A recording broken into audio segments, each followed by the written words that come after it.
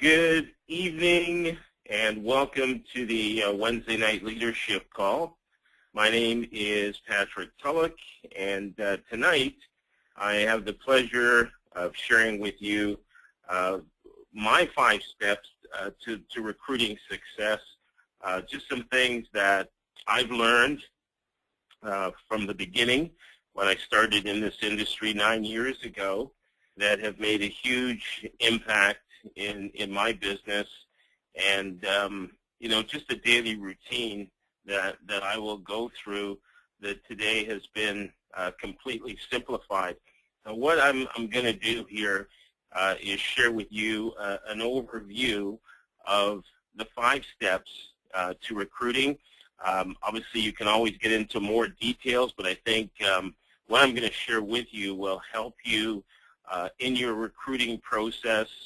It'll help you as far as developing consistency and a daily mode of operation. And there's nothing better to coming to realize what you need to do next. What's the next step? It's just like somebody who has a great experience or expertise, with computers.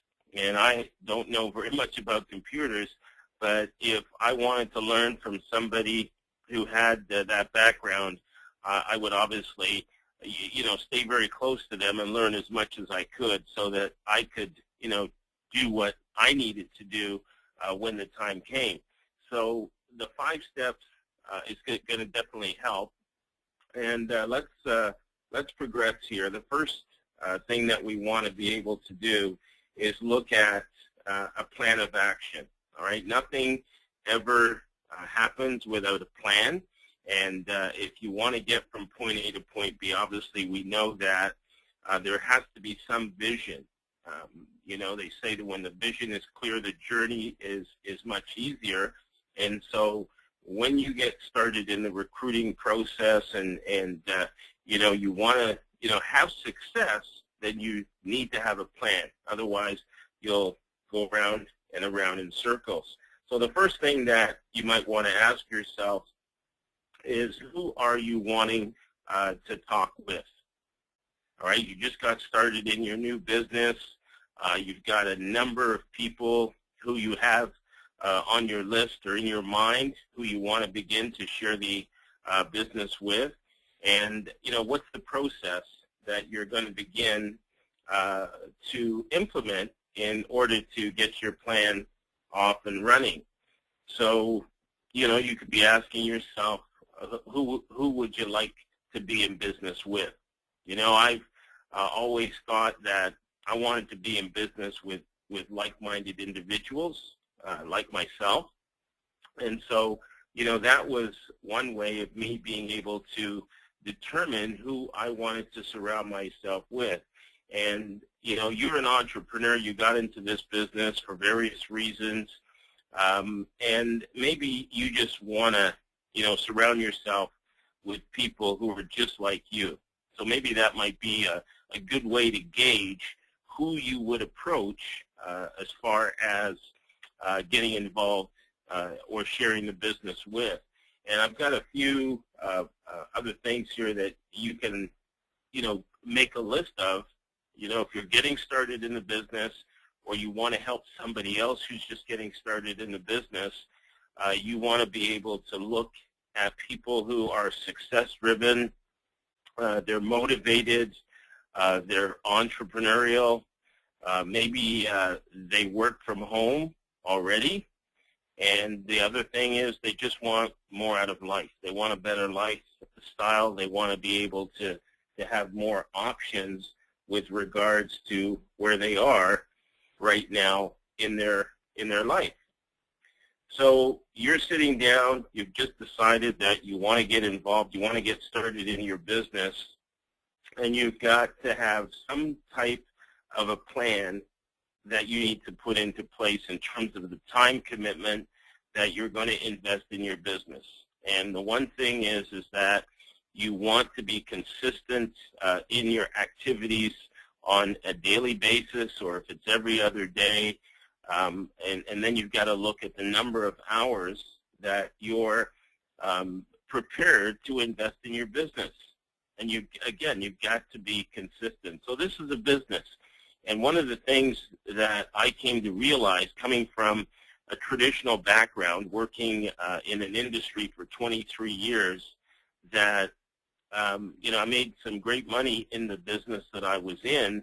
But the thing I want to share with you, this business will pay you that and more. So you've got to treat it like a business. If you treat it like a hobby, then you're going to get paid as if it were a hobby. So, take it seriously, because this industry is providing some tremendous wealth-building opportunities. So then what we're going to do then is we're going to go to the second area, is the invitation, right? The invitation. And here we're talking about the type of the approach. What type of an approach will you use to share the opportunity, to share your opportunity, okay? Because there are different approaches. So let me just share with you. The first one that I want to highlight is the front door approach, all right? So for some of the people on the call here, you may be familiar with the front door approach. For those of you who aren't, you're just getting started in the industry, the front door approach is one whereby you have what we call credibility with individuals. So some people who are success-driven, they're motivated, they're entrepreneurial, they want to make more money, they're tired of working where they are, they want more out of life. And so you, as an individual, you have a lot of credibility with them. You can actually sit down with them, and you can talk to them about anything at any time. And so you're just going to basically get together with them and say, hey, Bob, Susan, or Janet, I just got started in a new business. I'm really excited about it. I know you're entrepreneurial. I know you're motivated, and I just want to share some information with you. So you want to keep it really simple. It's a credibility approach. There's nothing hidden. I mean, basically, people who have a lot of respect for you will want to know what you're doing. They're going to be curious. And so this is why we call it the front door approach. Now, from there, we can take a look at the second approach, which we refer to as the side door approach, okay? And basically here, what we're doing is we may know somebody, we may not know them very well. They might be a friend of a friend, and you may just share with them that you just got started in a business that you're extremely excited about. Your business partner in North America is expanding in this market, and we're looking for sharp, entrepreneurial, success-driven individuals who want to increase their income. Who do you know? That's it, just asking a question. Who do you know? Who do you know who might be interested in creating an additional 3- or 4-figure income part-time without affecting their current situation? Who do you know is the question, right? And so you're not asking them directly. This is the side door approach, and usually 9 out of 10 times what's going to happen is somebody's going to say, well, what about me? What is it all about? And so that's an opportunity for you then to be able to qualify, okay, very important, to qualify whether or not that individual would be appropriate to do business with or to go into business with. So that's the side door approach. Then we're going to take a look at the back door approach. And we all have individuals who fall into this category. And these are individuals who are, let's say on a scale of 1 to 10, these people are 12s. I mean, they've got a tremendous amount of credibility. They're well respected in the industry. People go to them for advice, or they're willing to give you advice on something.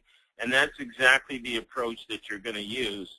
Is you may know somebody, they're very successful, they may generate a great income. But you see, one of the things you have to understand is that people who are successful understand the power of leverage. They understand the ability to be able to develop a multiple stream of income or another source of income. And so they know how to leverage themselves. So you might approach them and just tell them, hey, I just got involved in a new business. I'm really excited about it. It's a global business model. And I'm wondering if you take a look at some information for me and give me your feedback. All right? All you're asking for is their feedback. You want their opinion. Now, what may happen is they may say, well, it looks really interesting. I'd like to learn more. Or they might be able to give you some referrals. Or the third option is they might just not be interested, and they might share with you that it looks like it's a great idea, but it's not for me. And that's okay. So you just don't know what's going to happen. Never say never. Never prejudge, because you just don't know what people's personal situation is and what they're looking for. So again, these are the three types of invitations that you can implement right away: the front door approach, the side door approach, and then the back door approach. All right. So here now you have somebody who maybe is open, who's interested. So now we're going to go to number 3 in the recruiting process, is to instruct and to schedule. All right, instruct and schedule. And here, what you're looking at is the individual. All right, everybody's different. And the question is, what do they need to see, or what do they need to do? Either one. What do they need to see, or what do they need to do? So one of the things that I would recommend is, if you have somebody who is open to looking, they're sharp, they're a top producer, maybe they're in a company, a network marketing company, they're very serious. What you need to do then is you need to get them on the phone with your business partner immediately. All right, you create a sense of urgency. And why is that? Why is that? Well, it goes to what I said at the very beginning of the training session here, is that if you don't have the experience, like I don't have the experience with a computer and the technology that goes behind it, I need to get somebody else involved who's going to help me to learn what that computer is all about. So, if you're in the learning curve, you're in the learning stages, then what you need to do is you need to be able to rely on your business partner to get on the phone with you. And through that process, you're going to be able to learn more about, overcoming objections, answering more questions about the company and the products, et cetera, et cetera. So, it's a learning curve, and that's the beautiful thing about the business, is that you have the ability to be able to earn an income while you're learning how to build your business, because you have a support system in place that is absolutely second to none. So then you may be at a point where, and this has happened, I've seen this happen over time, where individuals are now very, very comfortable where they can actually sit down with somebody who's looking at the business, and they can provide them with a personal presentation. This is otherwise known as a one-on-one. So that's another option. If you have a business partner close by, because we're in a global economy, we're doing business around the world. That's not always possible, but in your local market, your local community, you might be in a situation where you can have your business partner join you, and they can do the personal presentation for you. But this way it's great, because people get to see who you are, and they get to see what you are all about, and you're able to really develop a great rapport through a one-on-one, et cetera. And thirdly is a webinar presentation. Powerful tool, can be done anywhere in the world at any time. You don't have to be the expert. Somebody else will do the presentation. All you have to do is invite the individuals to the presentation at the scheduled time. And so presentations, webinar presentations, can be done throughout the week. So there's no limitations to when, where, or how it's done.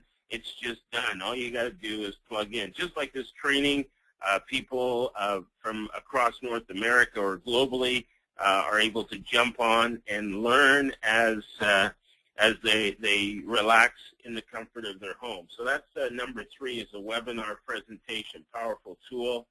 And then from there, you do have some other alternatives. And I always recommend that in most cases, probably like, 9 out of 10 times, you'll want to be able to have your prospect exposed to one form or another prior to getting them on the phone with somebody else to answer questions. So you have CDs, you have pre-recorded presentations that are available, and then you also have websites that people can be directed to. I remember the company that when I started with this company that I'm with 9 years ago, we didn't have very many tools. All we had was a website, and that website was powerful enough that it was able to attract a lot of people to our business. So, use the tools accordingly. And after you've been able to share the particular vehicle that they will access to learn more about the business, what you want to be able to do then is you want to be able to schedule an appointment to get back with them. So, if they're going to be jumping on a webinar on a Tuesday, you want to be scheduling a follow-up call on the Wednesday. If you're getting together with them to do a personal presentation on a Thursday, you want to be scheduling a follow-up with them on a Friday. So you want to be able to do the follow-up within a reasonable time, 24 to 48 hours. This is simply because the information is very, very fresh in people's minds. And, we live in a world that seems to be a very busy, busy place, which I don't really like the word busy. I find that to be a very undesirable distraction that just attracts more of the same. So you want to be productive. So you want to just really encourage the individual to do as they say they will, and gauge their level of interest. Sometimes you'll be able to tell, people might be a little bit cold about, doing what they say they're going to do, or some people might be warm and some people are hot. The hot ones are going to do what they say they're going to do. So you want to just get a feel of, where people are at and how they feel at the time you talk with them. So schedule an appointment to get back with them after they have seen or looked at the information that you've recommended. So then what we want to do is we want to do that follow-up, all right, very important. And when you do the follow-up at the scheduled time, basically you're just asking a very simple question. There's a few pleasantries, of course, because you want to be able to develop a relationship with that individual, but you just want to know, did you have an opportunity to look at or review the information as you stated you would? All right, just a very simple question. And usually people are going to give you 2 answers, and we all know what those 2 answers are. And for example, if the answer is no, one of the things I will then do is I will ask the individual, well, let me ask you, Susan, how serious are you about changing your existing situation? How serious are you about wanting to be able to purchase the home of your choice, as we discussed? So you just really want to gauge, and I just talked about it. Are they cold? Are they warm? Are they hot? Just to get a feeling. Are you just pulling my leg? Are you really serious? And if they're serious about, looking at the information, because there are times where, situations come up. You got to give people the benefit of the doubt. There are scenarios where things come up and people get pulled away from what they said they were going to do. So what you want to do is give them the benefit of the doubt and reschedule a follow-up. Just reschedule. Keep it real simple. And then on the other side of things, if people say yes, Well, that's great too.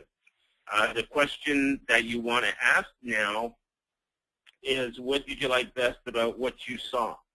Or what interested you the most? So you just want to really get a good gauge of what people liked about the business model that they saw. So it might be an aspect of the product. It might be an aspect of the compensation plan. When people tell me that it's about mentorship and it's about the support system, then I really know they're on the right track, because without mentorship and support in a company, you're just going to go around in circles. So what did they like best about what they saw, or what interested them the most, I think are two key questions that you want to be able to ask individuals when you follow up with them. And basically, maybe you've had a little bit of dialogue, you've answered a few questions, and then from there, what you want to be able to do is you want to ask this. You want to ask, what additional information would you need to see before getting started or before moving forward?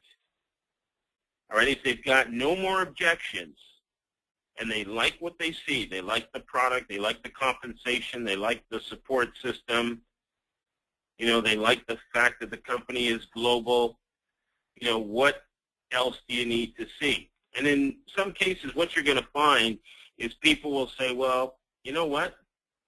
I'm ready to get started. There's nothing else I need to see. I'm ready.